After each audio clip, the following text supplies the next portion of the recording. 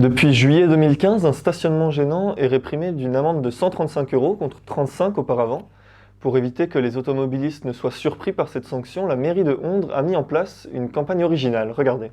Le 3 mai à la mairie de Ondres, le maire avait convié les personnes concernées par les stationnements gênants afin de leur présenter sa nouvelle campagne. La campagne a été menée de différentes façons, avec des panneaux qui ont été accrochés un petit peu partout dans la commune, en particulier sur les lampadaires, sur les trottoirs qui étaient les plus sensibles. Les commerçants ont joué le jeu en mettant en place les affiches sur leurs vitrines et puis en sensibilisant directement leurs clients. Les parents d'élèves qui ont aussi été associés à la démarche ont été très, très réactifs pour porter ce message. Donc on a une convergence d'acteurs pour porter ce message. J'ai vraiment voulu soutenir cette démarche parce que c'est une démarche qui est inédite. C'est la première fois que j'assiste à une opération de ce genre et je pense que des opérations comme celle-ci, il faut les soutenir. La ville a été aménagée pour les piétons et les cyclistes, mais les stationnements gênants mettent en danger ces usagers vulnérables qui sont de plus en plus nombreux.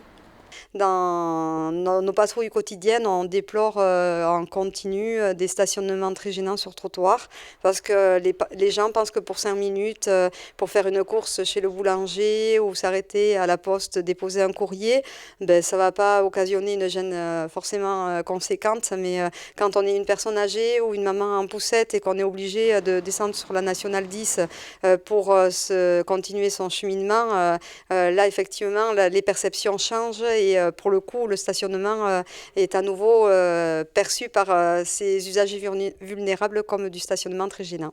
Cette campagne est une campagne très utile parce que c'est avant tout une action citoyenne, une action de partage, le partage de l'espace public que nul n'a le droit de s'approprier, surtout lorsqu'il porte atteinte à la sécurité d'autrui, et en l'occurrence à la sécurité de nos compatriotes les plus vulnérables, une maman avec son landau, une personne âgée qui ne peut traverser parce qu'un véhicule occupe indûment l'espace public. Cette démarche plaît en tout cas beaucoup et pourrait s'étendre dans d'autres villes. Il y avait des fois des gens qui se plaignaient justement d'avoir trop souvent des voitures stationnées sur les trottoirs en permanence et de devoir aller sur la voie publique, sur la route pour marcher. Donc là, ils sont très contents. Et surtout qu'il y a beaucoup de gens avec des poussettes, notamment le dimanche, on a le marché. Donc c'est vraiment important qu'il y ait ce respect de la part de tout le monde. Cette démarche doit être reproduite parce qu'elle touche vraiment le comportement de l'homme.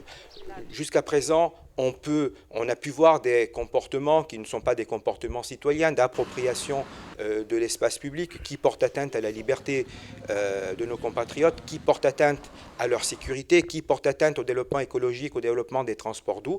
Et c'est pour cela qu'il faut que cette démarche soit amplifiée, soit reproduite au bénéfice du plus grand nombre.